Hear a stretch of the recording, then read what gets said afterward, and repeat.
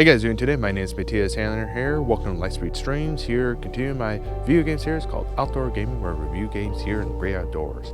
Today, we are going to be talking about Deliver Us Mars. It's an indie title that the game is pretty much an entire puzzle. It is the sequel to the game called Deliver Us the Moon, and by the same makers as well too. And so it's a continuation. Instead of going to the moon, you go to Mars. And you play as this one girl named Kathy, where where the story is you end up going on Mars so you can try and find your dad, but you kind of lie about it a little bit in a way. So what happened is, like beginning the game, her dad needs to leave Earth to get to Mars, so he can save the planet Earth in a way, and that's the whole main mission. And so you fail to go with your dad. The dad goes up and heads to Mars, pretty much to colonize Mars, actually. So now you're kind of stuck on Earth. You grow up with your sister. Your mom has already passed away that time, and she becomes an engineer and an astronaut, and she wants to figure out what happened to her dad. So she ends up getting on this mission to go to Mars because apparently they lost contact there, and they want to know what's going on and see what to also bring back to Earth to save Earth, because Earth is dying during that time. Bit of a mystery as you play along to unlock clues to find out what happened here and her dad.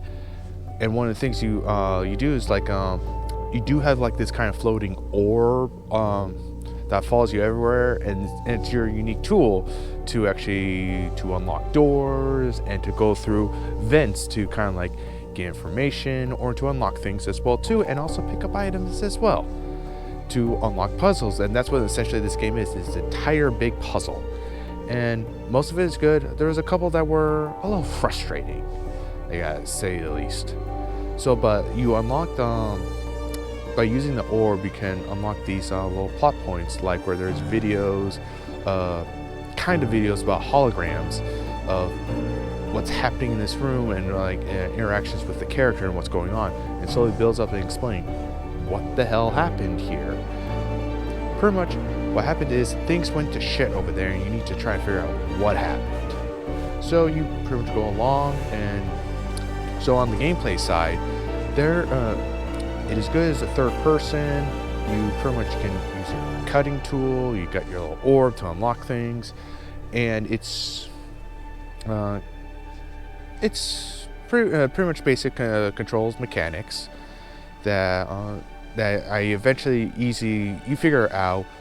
But when it comes to the puzzles, it's like the one or two things I find a little frustrating was like was trying to connect the electric energy to point A to point B, and you have to have a certain amount of stands to unlock them.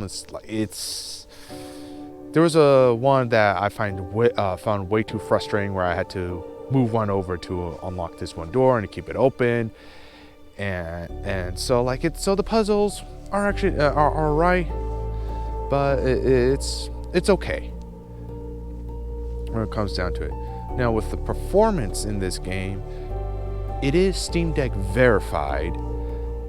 However, there's times where it did struggle on there, especially holding the 60 frames. There's times where frames dropped, and a couple times where it crashed on me. So playing on the Steam Deck, it does work on there, but there's still some bugs that they need to figure out to kind of patch up to make it really run on the Steam Deck. For this particular kind of game, it's not bad, average. I did enjoy most of it.